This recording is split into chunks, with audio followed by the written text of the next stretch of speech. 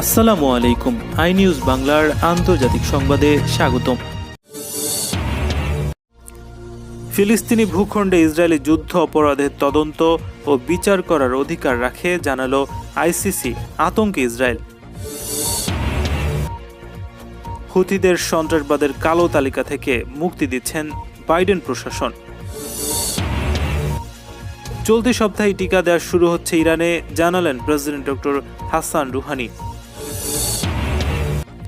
সংসদে bill pass সত্ত্বেও ইরাকে ঘাঁটি বাড়াচ্ছে আমেরিকা। জাতিসংঘের তত্ত্বাবধানে গঠিত হল লিবিয়ার অন্তর্বর্তীকালীন সরকার। দি রিলিজ আর্তুগুল দেখে ইসলাম গ্রহণ করল এক মার্কিন নারী। ইমরান খানকে ক্ষমতাচ্যুত করতে পাকিস্তানে এবার লং মার্চ। এবং ১.৫ বছর পর জম্মু কাশ্মীরে 4G ইন্টারনেট চালু। আপডেট আন্তর্জাতিক সংবাদ পেতে চ্যানেলটি সাবস্ক্রাইব করে বেল আইকনে ক্লিক করুন। আমাদের ভিডিওতে লাইক দিয়ে আপনার মতামত জানান। আন্তর্জাতিক অপরাধ আদালত বা আইসিসি বলছে, এই আদালত ফিলিস্তিনি ভূখণ্ডে ইসরায়েলি যুদ্ধ অপরাধের তদন্ত ও বিচার করার অধিকার রাখে। ফিলিস্তিন স্বশাসন কর্তৃপক্ষের স্বরাষ্ট্র মন্ত্রণালয়ের এক আবেদনের জবাবে এই ঘোষণা দিল আন্তর্জাতিক বিচারিক এই সংস্থাটি। আইসিসির প্রধান প্রসিকিউটর ফতো বিন সাউদা ২০১৯ সালে বলেছিলেন, পশ্চিম তীর এবং গাজায় ইসরায়েলি অপরাধ যজ্ঞের বিষয়ে তদন্ত চালানোর বিষয়ে নানা যৌক্তিক ভিত্তি রয়েছে, তবে এই তদন্ত চালানোর এখতিয়ার আইসিসির রয়েছে কিনা সে বিষয়ে বিচারিক সংস্থাকে আগে একটি রায় দিতে হবে। এখন আইসিসি তার রায়ে বলছে, ইসরায়েল ফিলিস্তিনের যেসব অঞ্চল ১৯৬৭ সালে দখল করেছে সেসব অঞ্চল, যেমন পূর্ব বায়তুল মুকাদ্দাস সহ পশ্চিম তীর, গাজা, এই অঞ্চলগুলোতে আইসিসির বিচার কার্যক্রম চালানোর অধিকার রাখে। জাতিসংঘ নিরাপত্তা পরিষদের ঘোষণা তথা আন্তর্জাতিক আইন অনুযায়ী অধিকৃত ফিলিস্তিনের সব ধরনের ইসরায়েলি বসতি স্থাপনা নির্মাণ পুরোপুরি অবৈধ, কিন্তু ইহুদিবাদী ইসরায়েল এ বিষয়টিকে উপেক্ষা করে আসছে। আন্তর্জাতিক অপরাধ আদালত গঠন করা হয় ২০০২ সালে। মানবতার বিরুদ্ধে অপরাধ, জাতিগত নিধন, গণহত্যা, ধর্ষণ, অন্যান্য অপরাধ যা আগ্রাসনের সময় চালানো হয় সেসব বিষয়ে তদন্ত করা এ সংস্থার দায়িত্ব। কিন্তু ইসরায়েল এ সংস্থায় যোগ দেয়নি এবং এ সংস্থাকে স্বীকৃতিও দেয়নি। এ অবস্থায় আইসিসির ইসরায়েল বিরোধী রায় বা ঘোষণায় ক্ষুব্ধ প্রতিক্রিয়া ব্যক্ত করেছে ইসরায়েলি কর্মকর্তারা।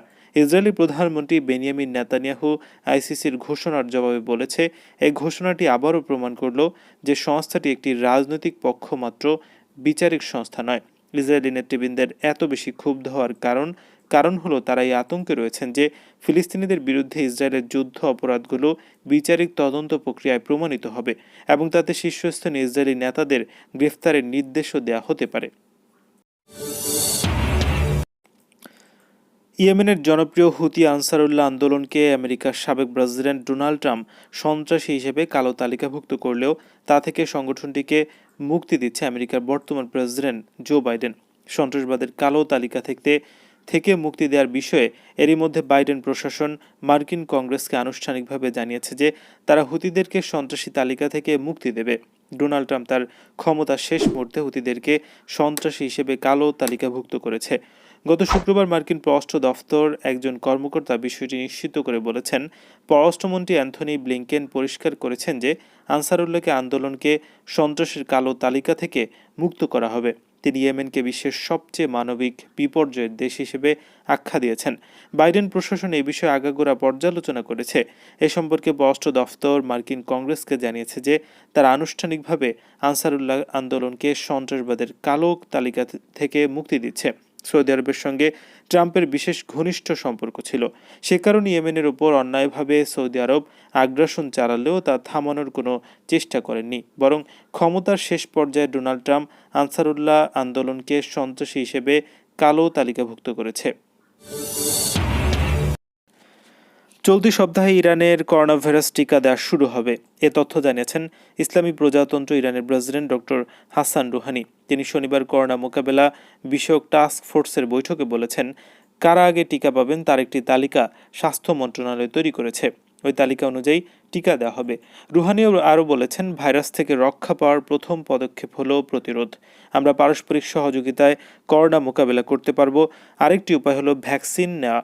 সাধারণ নিয়মে টিকার তৈরি হতে 1-2 বছর সময় লাগে। কিন্তু যেহেতু করোনা ভাইরাসের মৃত্যু অনেক বেশি এবং এই ভাইরাস অসংখ্য সমস্যার জন্ম দিচ্ছে, এ কারণে বিশ্ব স্বাস্থ্য সংস্থা করোনার টিকা জরুরি ভিত্তিতে ব্যবহারের অনুমোদন দিয়েছে। ইরানে ইসলামী বিপ্লবের আলোকোজ্জ্বল 10 প্রভাত উপলক্ষে টিকা দেওয়া শুরু হবে জানিয়েছেন হাসান রুহানি। গত বৃহস্পতিবার রাশিয়া থেকে করোনার টিকা স্পুটনিক ভি ইরানে এসে পৌঁছেছে। মস্কোর সঙ্গে তেহরান সংক্রান্ত যে চুক্তি করেছে তাতে ইরানেই যৌথভাবে টিকা তৈরির কথা বলা হয়েছে। ইরাক থেকে মার্কিন সেনা বহিষ্কারের ব্যাপারে দেশটির জাতীয় সংসদে গত বছর একটি বিল পাশ হওয়া সত্ত্বেও সেখানে সামরিক ঘাঁটি বাড়াচ্ছে আমেরিকা। ইরাকের আধা স্বায়ত্তশাসিত কুর্দিস্তান অঞ্চলে এই সামরিক ঘাঁটি বাড়ানোর কাজ হচ্ছে বলে খবর দিয়েছে আল আরাবি আল জাদিদ গণমাধ্যম। ইরাকের একটি সামরিক সূত্রের বরাত দিয়ে আল আরাবি আল জাদিদ বলছে, কুর্দিস্তানের রাজধানী এরবিলের কাছে আল হারির সামরিক ঘাঁটিতে সম্প্রসারণের কাজ করছে মার্কিন সেনারা এবং গত 2 মাস ধরে একই কাজ চলছে। ইরাকের গোয়েন্দা বাহিনীর একজন কর্মকর্তা জানিয়েছেন, মার্কিন বাহিনী যেখানে ভূগর্ভস্থ আশ্রয় কেন্দ্র, গোলাবারুদের গুদাম এবং সামরিক ব্যারাক প্রতিষ্ঠা করছে। ইরাকের সামরিক কর্মকর্তা আরও জানিয়েছেন, গত কয়েক মাস ধরে সিরিয়ার উত্তরাঞ্চলে মার্কিন বাহিনী যে অভিযান চালিয়েছে, এই ঘাঁটি তার কেন্দ্রবিন্দু হিসেবে কাজ করছে। উত্তর আফ্রিকার যুদ্ধ বিধ্বস্ত দেশ লিবিয়ায় জাতিসংঘের তত্ত্বাবধানে দেশটির নতুন অন্তর্বর্তীকালীন সরকার গঠন করা হয়েছে। অন্তর্বর্তীকালীন সরকার প্রেসিডেন্ট হিসেবে দায়িত্ব পালনের জন্য নির্বাচিত হয়েছেন গ্রিসে দেশটির রাষ্ট্রদূতের দায়িত্ব পালন করা মোহাম্মদ ইউনুস মানফি।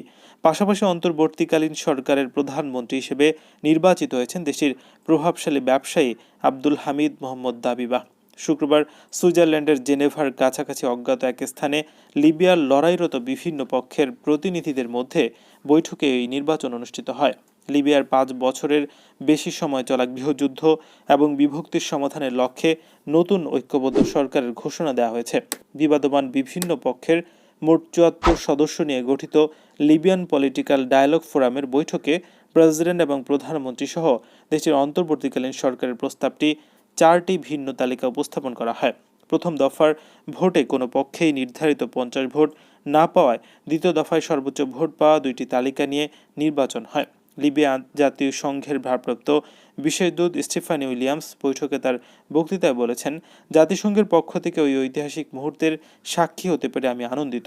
লিবিয়া শান্তি প্রতিষ্ঠার চ্যালেঞ্জ শেষ না হওয়ার কথা জানিয়ে তিনি বলেছেন, আপনারা যাদের নির্বাচিত করলেন তাদের কার্যক্রম আমরা পর্যবেক্ষণ করছি যে তারা এই বছরের 24শে ডিসেম্বর লিবিয়ান জনগণকে গণতান্ত্রিকভাবে লিবিয়ার প্রতিনিধি এবং রাজনৈতিক নেতৃত্ব গঠনে সাহায্য করতে পারেন কিনা।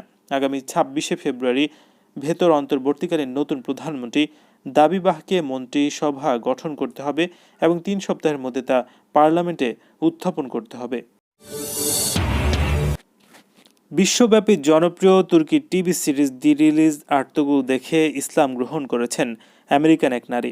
উইসকনসিনের বাসিন্দা ওই নারী ইসলাম গ্রহণের পর তার নাম রেখেছেন খাদিজা। তুরস্কের রাষ্ট্রীয় সংবাদ মাধ্যম আনাদুলুকে দেয়া এক সাক্ষাৎকারে খাদিজা নামের মুসলিম ওই নারী বলেছেন, আমি ওই সিরিজটি যখন চোখে পড়ল তখন এর পুরোটা দেখলাম। এভাবে আমার দেখা শুরু হলো। নেটফ্লিক্সে ওই সিরিজের কয়েকটি পর্ব দেখার পর ইসলামের প্রতি আমার আগ্রহ তৈরি হলো। বিশেষ করে আর্তুগুল সিরিজে মহিউদ্দিন ইবনে আরাবির সংলাপগুলো তার হৃদয় ছুঁয়ে গেছে। বিশেষ করে তার কথাগুলো অনেকবার তাকে কাঁদিয়ে গেছে। তিনি বলেন, আমি নতুন ইতিহাস জানতে আগ্রহী, কিন্তু যখন এটি আমি দেখি তখন আমার চোখ খুলে গেছে। ধর্ম সম্পর্কে আমার আগ্রহ আরও বৃদ্ধি পায়। এভাবে আমি আরও বেশি দেখতে থাকি। এভাবেই তিনি নতুন নতুন পর্ব দেখতে আগ্রহী হন আর এভাবে ইসলামের প্রতি তার আকর্ষণ বাড়তে থাকে। ইসলাম গ্রহণের আগে ওই নারী ছিলেন একজন ব্যাপটিস্ট ক্যাথলিক বা খ্রিস্টান। এক পর্যায়ে তিনি মুসলিমদের ধর্মগ্রন্থ পবিত্র কোরআন ইংলিশ ভার্সনে পড়া শুরু করেন। ইসলাম সম্পর্কে তার মাথায় যত প্রশ্নগুলো ছিল সেগুলোর জবাব যখন তিনি পেয়ে যেতে শুরু করেন তখন তিনি ইসলামের দিকে আসতে শুরু করেন। পরে তিনি মসজিদ খুঁজতে থাকেন। এক পর্যায়ে তিনি মসজিদে যান। তাকে দেখে মুসলিমরা বিস্মিত হন। তিনি মনে করেন এই দিনই তার ইসলাম গ্রহণ করা উচিত। আমি এ বিষয়ে খুব বেশি বিস্তারিত কিছু বলতে পারবো না। আমি কারো কোনো বিশ্বাসে হস্তক্ষেপ করতে চাই না। ঠিক তেমনই আমার বিশ্বাসে কেউ যেন কোনো হস্তক্ষেপ করা উচিত নয়। ইসলাম গ্রহণের ঘোষণা দেওয়ার পর তার বন্ধুরা ব্যাপক প্রতিক্রিয়া জানিয়েছেন বলে জানান খাদিজা। 6 সন্তানের জননী খাদিজা জানান, সন্তানদের নিয়ে এখন তার সময় কাটছে তুর্কি শো দেখে। দি রিলিজ আর্তুগুল দ্বারা প্রভাবিত হয়ে এর আগেও যুক্তরাষ্ট্রে এক মেক্সিকান দম্পতি সহ অনেক মানুষ ইসলাম গ্রহণ করেছেন বলে বিভিন্ন আন্তর্জাতিক মিডিয়ার খবর প্রকাশ হয়েছে। প্রধানমন্ত্রী ইমরান খানকে ক্ষমতাচ্যুত করতে ২৬শে মার্চ ইসলামাবাদে লং মার্চ করবে পাকিস্তানের বিরোধী ১১ দলীয় জোট। পিডিএম প্রেসিডেন্ট এবং জমিয়তে উলামা ইসলাম নেতা মাওলানা ফজলুর রহমান বৃহস্পতিবার এ ঘোষণা দিয়েছেন। এ সময় তার সঙ্গে ছিলেন পাকিস্তান মুসলিম লীগ নওয়াজের নেত্রী নওয়াজ কন্যা মরিয়ম নওয়াজ, পাকিস্তান পিপলস পার্টির প্রধান বিলাল ভুট্টো জারদারি সহ অন্যান্য নেতারা। কাশ্মীরে ভারতীয় দখলদারিত্ব বন্ধে ইমরান ব্যর্থ হয়েছেন বলে অভিযোগ বিরোধী রাজনীতিবিদদের। এজন্য তাকে জবাবদিহিতে আনা হবে বলে হুঁশিয়ারি দিয়েছেন তারা।